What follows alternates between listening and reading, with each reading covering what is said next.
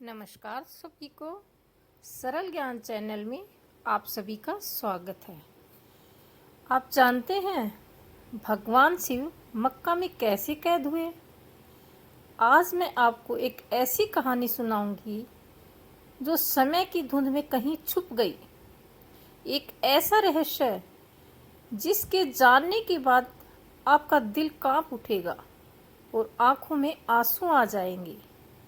यह कहानी है महाकाल के महेश्वर की, उस शिव की जो आज भी मक्का की पवित्र भूमि में मौजूद हैं, लेकिन कैद हैं। कहानी बहुत ही ज्ञानवर्धक और प्रेरणादायक है। कथा शुरू करने से पहले आपसे एक निवेदन है कि वीडियो पसंद आए तो वीडियो को लाइक करें, शेयर करें और हमारे चैनल को सब्सक्राइब अवश्य कर लें। तो बिना देरी किए चलते हैं, आरंभ करते हैं आज की कहानी। बात उस समय की है जब ये पृथ्वी आज जैसी नहीं थी। युग त्रेता का था। स्वर्ग में धूप में जब धर्म का सूर्य आसमान के मध्य में चमक रहा था, तब सारी पृथ्वी एक ही संस्कृति और एक ही अध्यात्म से जुड़ी हुई थी। उस समय अरब की धरती आज जैसी रेतीली नहीं थी। वहाँ हरे भरे बगीचे लहराते थे और नदियाँ झलझलाती पानी से बहती थी। और उस पावन भूमि के बिल्कुल मध्य में स्थित था एक अद्भुत मंदिर, मक्केश्वर महादेव का मंदिर। जी हाँ, वही मक्का जहाँ आज लाखों लोग तीर्थ यात्रा करने जाते हैं। लेकिन क्या आप जानते हैं उस स्थान का वास्तविक नाम क्या था? मक्केश्वर एक शब्द संस्कृत से आया है, मोक्ष प्लस ईश्वर, यानी मोक्ष देने वाले ईश्वर। कहते हैं जब सृष्टि आरंभ में धर्म की स्थापना हो रही थी तो भगवान शिव ने स्वयं उस स्थान को चुना था। यहाँ उन्होंने एक संभव शिवलिंग की स्थापना की थी। उस दिव्य लिंग की महिमा का वर्णन कैसे करें? वो श्वेत रंग के संगमरमर जैसा था जो स्वयं प्रकाशित होता था, और रात्रि के समय तो मानो आकाश का बादल पृथ्वी पर उतर आया हो। उसकी दिव्य आभा से पूरा मुकेश्वर नगर जगमगाता था। और जब सुबह होती तो सूर्य की पहली किरणें उस शिवलिंग पर पड़ती तो ऐसा लगता मानो स्वयं महाकाल अपने तेज से पूरे ब्रह्मांड को आशीर्वाद दे रहे हैं। उस काल के मक्केश्वर मंदिर की महिमा तीनों लोकों में फैली हुई थी। न केवल मनुष्य बल्कि देवता, गंधर्व, किन्नर सभी यहाँ दर्शन करने आते थे। इंद्रदेव जब भी कोई महत्वपूर्ण कार्य करते तो सबसे पहले मक्केश्वर महादेव के सामने आकर प्रार्थना करते थे। और ब्रह्मा जी भी जब सृष्टि की रचना में कोई भी बाधा आती या शंका होती तो वहीं आकर महाकाल से मार्गदर्शन मांगते थे। और माता पार्वती, वाह, कैसे भूल सकते हैं उस दिव्य दर्शन को। हर पूर्णिमा की रात्रि में आदि शक्ति स्वयं आती थी। उनके चरणों की मधुर ध्वनि से पूरे मक्केश्वर गूंज उठता था। वो दृश्य देखने लायक था। चांदी जैसे उजले वस्त्र पहने, अपने माथे पर चंदन का तिलक लगाए और हाथों में रुद्राक्ष की माला लिए माता पार्वती जी की भी वहाँ की परिक्रमा करती थी। और तब पूरा मंदिर दिव्य संगीत से भर जाता। उस समय अरब में रहने वाले लोग शिव भगत थे। उनकी भाषा में भी संस्कृत के शब्द मिले हुए थे। वे अल्लाह कहते थे जो अलख शब्द में बना था। अलख निरंजन, यानी जो दिखाई ना दे। वे 5 समय पूजा करते थे। सुबह सूर्य उदय से पहले, दोपहर में, शाम को सूर्यास्त के वक्त और रात को, आधी रात को। ये परंपरा आज भी कहीं ना कहीं दिखाई देती है।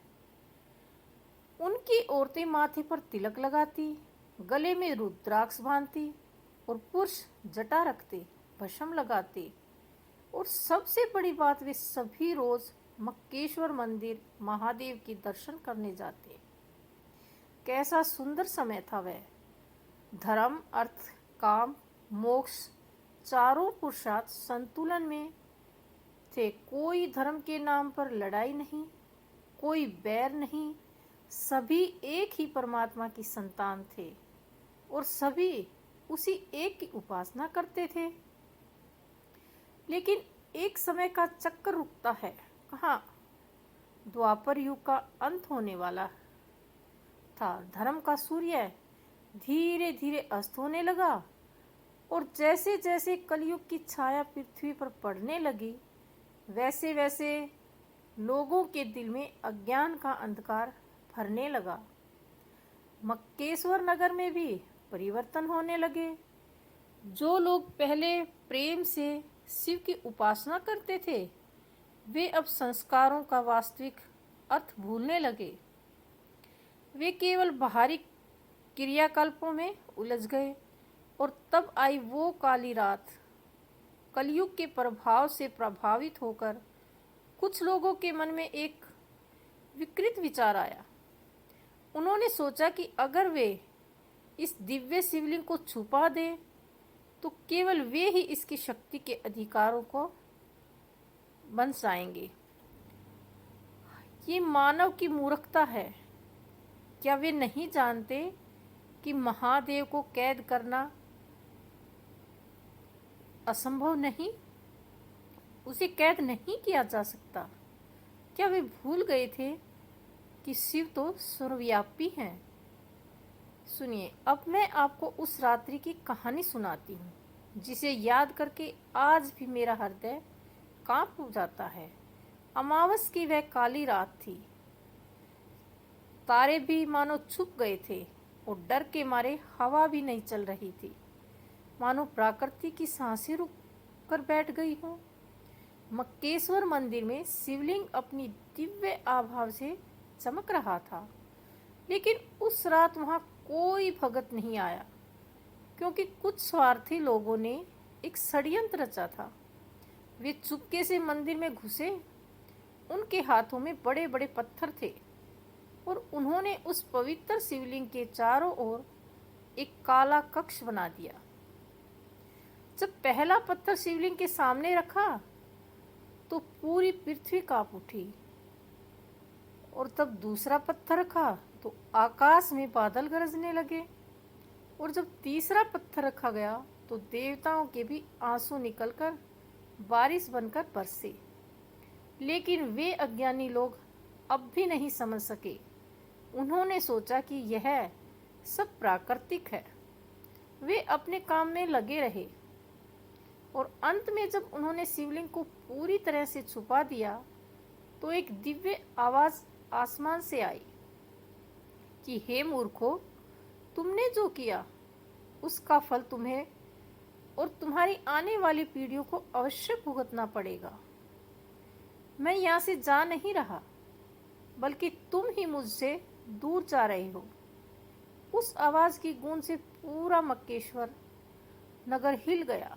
लेकिन उन अंधे लोगों ने इसे भी नजरअंदाज कर दिया। उस रात्रि का दर्द कैसे बयान करें।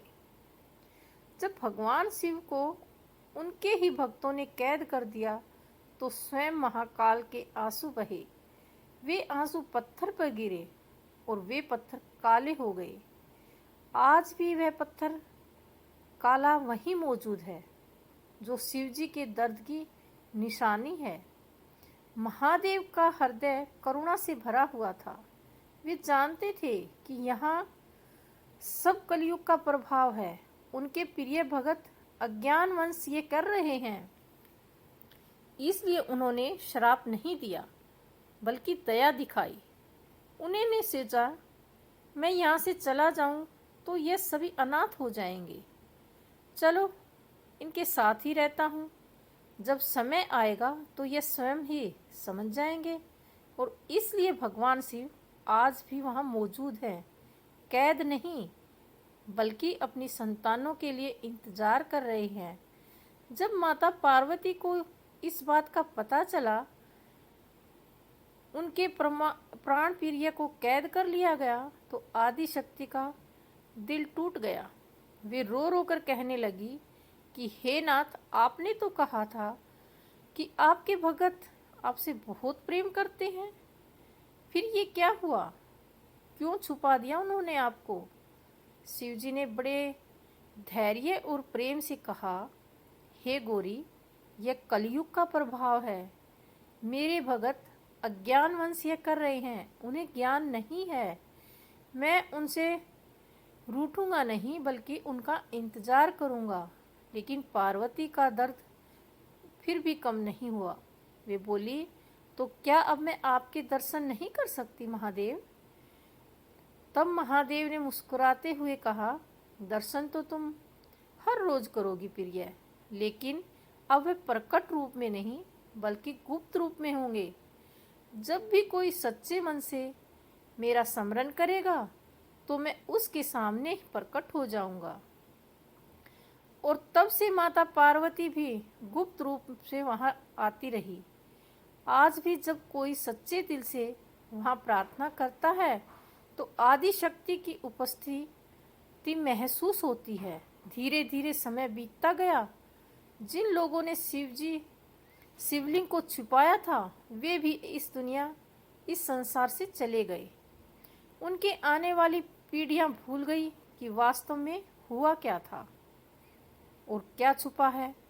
नई पीढ़ियों को केवल इतना बताया गया कि वह एक पवित्र पत्थर है जिसकी पूजा करनी चाहिए, लेकिन यह नहीं बताया कि यह पत्थर काला क्यों है और इसके अंदर क्या छुपा है। कलयुग के बढ़ते प्रभाव से लोग भूल गए कि यह स्थान मूल रूप से मक्केश्वर था। धीरे धीरे नाम बदलकर मक्का हो गया।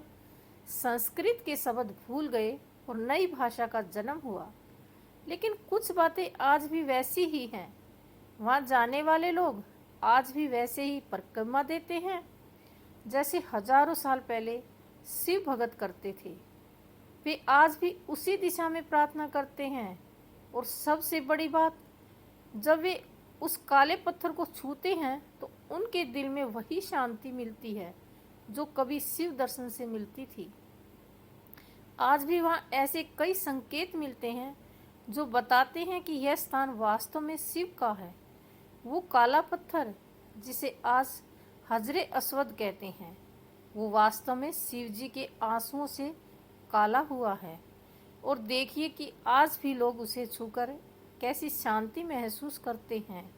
वहाँ की परिक्रमा आज भी 7 बार की जाती है, ठीक वैसे ही जैसे शिव मंदिरों में की जाती है।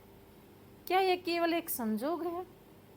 और सब लोग वहाँ इकट्ठा होकर प्रार्थना करते हैं तो उनकी आवाज़ ऐसे गूंजती है मानो वे ओम का जाप कर रहे हों। यहाँ तक कि वहाँ पहनने वाले सफ़ेद कपड़े भी वैसे ही हैं जैसे कभी शिव वक्त पहनते थे। कहते हैं जब गुरु नानक देव जी वहाँ गए तो उन्होंने उस सच्चाई को पहचान लिया था। वे जानते थे कि यह स्थान वास्तव में शिव का है, इसलिए उन्होंने वहाँ अपने पैर एक विशेष दिशा में किए थे, जिससे यह संदेश दिया कि परमात्मा हर दिशा में है। जब लोगों ने उनसे पूछा कि आप ऐसा क्यों कर रहे हो, तो उन्होंने कहा, परमात्मा तो हर दिशा में है, वह किसी एक स्थान पर कैद नहीं है। यह उनका संकेत था कि भगवान शिव वास्तव में वहाँ मौजूद हैं, लेकिन वे कैद नहीं हैं, वे सर्वव्यापी हैं। और आज के युग में जब विज्ञान ने बहुत प्रगति कर ली है, तब भी कुछ रहस्य हैं जो अनसुलझे हैं। वैज्ञानिकों ने पाया है कि वह काला पत्थर वास्तव में पृथ्वी का नहीं, वह कहीं और से आया है। लेकिन यह कहीं और नहीं, यह तो उस समय का है जब देवता पृथ्वी का विवरण करते थे। और जब उस पत्थर की जांच की गई तो पाया गया कि इसमें कुछ ऐसे तत्व हैं जो सामान्य पृथ्वी पर नहीं मिलते। यह भगवान शिव की दिव्यता का प्रमाण है। यह पत्थर उनके आंसुओं से बना है, इसलिए उसमें दिव्य शक्ति है। शास्त्रों में भी लिखा है कि एक दिन सच्चाई सामने आएगी। जब कलयुग का अंत होने लगेगा तो भगवान शिव फिर से प्रकट होंगे। उस दिन वो काला आवरण हट जाएगा और पूरी दुनिया देखेगी कि वहाँ वास्तव में मक्केश्वर महादेव का शिवलिंग है।